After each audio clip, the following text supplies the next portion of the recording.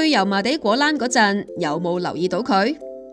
呢一間紅磚屋同旁邊嘅大廈格格不入，到底佢係啲咩？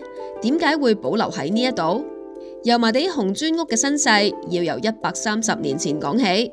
19世紀末，九龍半島人口急增，對食水需求增加，政府於是喺1895年建成咗3棟2層高嘅紅磚屋，作為油麻地抽水站，供水俾九龍半島嘅居民。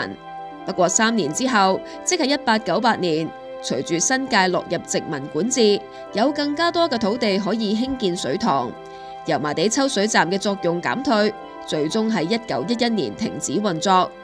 呢3棟紅磚建築後嚟被改成唔同嘅用途，例如北座就做過油麻地郵局同興建公廁，中座就曾經改建為垃圾收集站。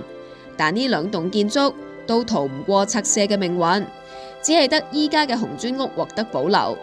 喺戰後，呢一度曾經用作小販牌照部、油麻地街坊福利會以及露宿者之家。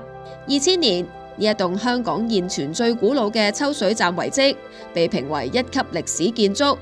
呢一度嘅鑄鐵雨水管同收水斗、拱形遊廊、花崗石構件以及木製嘅百葉窗，都係香港石果僅存。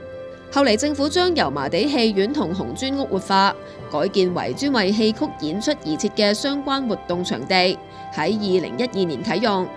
依家紅磚屋係油麻地戲院辦事處同練習場地，亦有賣中國戲曲紀念品。